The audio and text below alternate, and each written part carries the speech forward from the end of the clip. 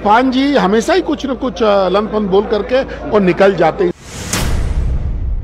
रणनीति के तहत आदिवासियों को डिमीन करने के लिए का समुदाय विशेष का आबादी ज्यादा उसको उन्होंने मिनी पाकिस्तान की संज्ञा दी है। तो ये मिनी पाकिस्तान भारतवर्ष का एक मोहल्ला हो सकता है क्या?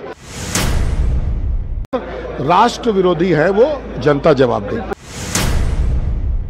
नहीं देखिए, अब आप बात को जैसे भी घुमा दीजिए, और अगर वो बाबूलाल जी पर भी बात कर रहे हैं तो बाबूलाल जी इस प्रदेश के प्रथम मुख्यमंत्री रहे हैं और विकास का जो गाथा लिखा गया है वो उन्हीं के द्वारा लिखा गया, उसकी शुरुआत उन्हीं के द्वारा की गई है। तो किस मामले में अगर उनका कमेंट उस पर भी है, लेकिन ऐसा नहीं है।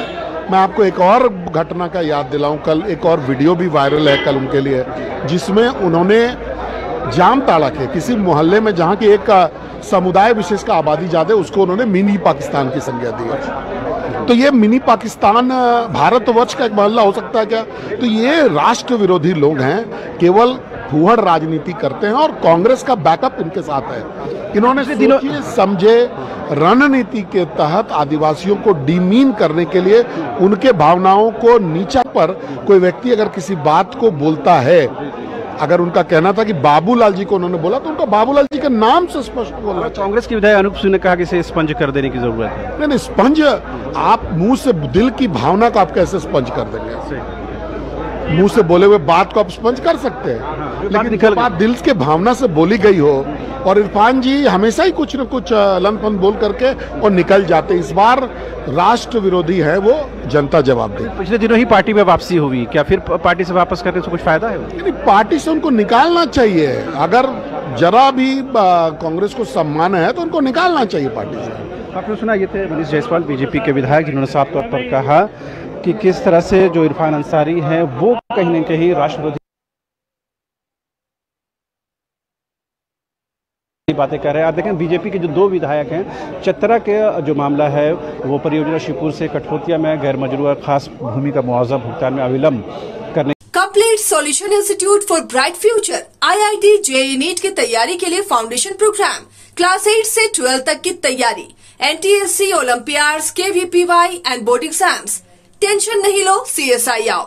Complete Solution Institute near DPS School behind Carnival Banquet Hall, Dibdi Bypass Road, Ranchi।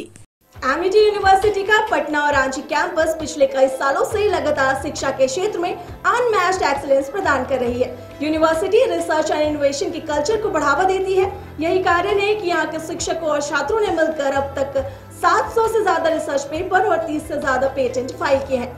यही नहीं, यहाँ के फैकल्टीज और स्टूडेंट ने 50 से अधिक किताबें पब्लिश की हैं।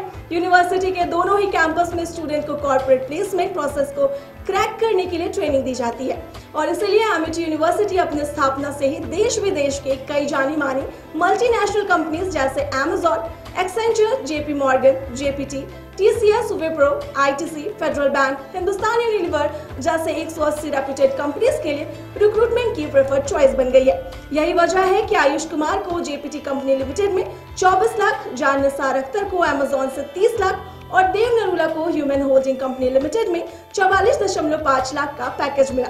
वहीं सुमन गुप्ता को पैलो ऑल्टो में मिले 47 लाख के हाईएस्ट पैकेज से यूनिवर्सिटी ने बिहार और झारखंड में एक नया रिकॉर्ड कायम किया है।